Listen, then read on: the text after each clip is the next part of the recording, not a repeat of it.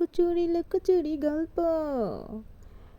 তো হচ্ছে যে অনেক বছর পরে হচ্ছে যে গ্রামে এসে এভাবে খড়ের পালার উপরে শুয়ে থাকা বা লুকাই থাকা, এটা অনেক বেশি মানে ছোটোবেলাকে মনে করে দিচ্ছিল। কারণ হচ্ছে কি জানো, যখন আমরা ছোট ছিলাম না, এভাবে স্কুল থেকে আসার পরে দুপুরে খাবার খেয়ে ফ্রেশ হয়ে আমরা কানামাছি মানে লুকোচুরি এগুলা খড়ের পালার এখানে করতাম। কারণ এখানে অনেক অনেক খড়ের পালা থাকতো। দেখো এখনও এখানে অনেক অনেক খড়ের পালা আছে, যা দেখলে মন ভরে যাবে, নয়ন ভরে যাবে।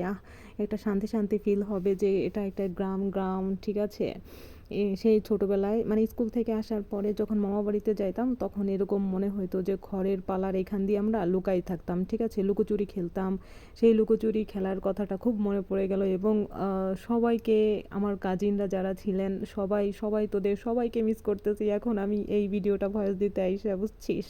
এবং তোরা যখন তোমরা কারণ তুই বলি, তোমরা বলি, আপনি বলি, যাই হোক যখন এই ভিডিওটা দেখবা তখন হচ্ছে যে ছোটোবেলা খুব মিস করবা, ঠিক আছে। আবার যারা আমার ফলোয়াররা আছো, কারণ তোমরা আমার ফলোয়ার না, তোমরা আমার একটা পরিবারের অংশ, তোমারাও তোমাদের ছোটোবেলার কথা মনে পড়ে যাবে এভাবে খড়ের পালাগুলা দেখলে, তাই না?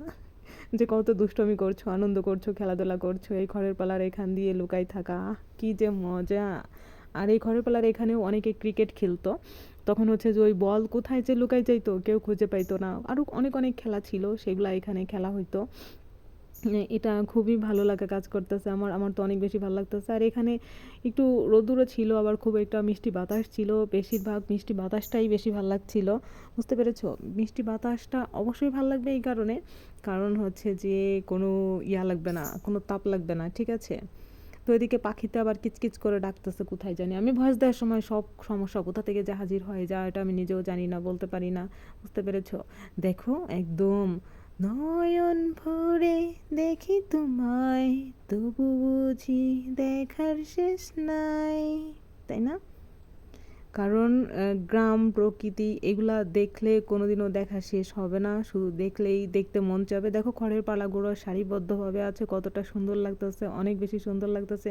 আমি এখন একটা দৌড় মারবো, রেডি, 1 2 3 স্টার্ট নাও, এইভাবে ছোটোবেলায় দৌড়াইতাম, বুঝছো। যে যতভাবে ঢং করে দৌড়াইতে পারতো, কে কতভাবে ঢং করে দৌড়াইতে পারতো, এইভাবে মানে আমরা প্রতিযোগিতা করতাম, ঠিক আছে।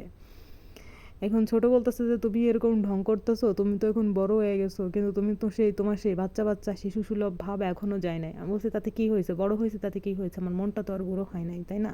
আমার মনটা তো সেই ছোটোবেলায় মানে ছোটোবেলার মতোই আছে। আর এই ঘরপালার ভিতরে এখানে এভাবে শুয়ে থাকলে হয় পরবর্তীতে হচ্ছে যে চুলকায় বা হাত ছেলে টেলে যায় এরকম। কিন্তু এখানে ফুল হাতা জামা পরা ছিলাম, তো এই জন্য অত বেশি সমস্যা হবে না। আর সমস্যা হইলে হবে, কারণ যেটা ভালো লাগবে, ভালো লাগার কাজ অবশ্যই সেটা করে ফেলবো, সেটা কেউ নিষেধ করলেও সেটা শুনবো না। কারণ আমার যেটা ভালো লাগে সেটা আমি করে ফেলি, ঠিক আছে। এবং সেটা করতে হবেই হবে। তো বন্ধুরা, আমার ভিডিওটা তোমাদের কাছে কেমন লাগলো?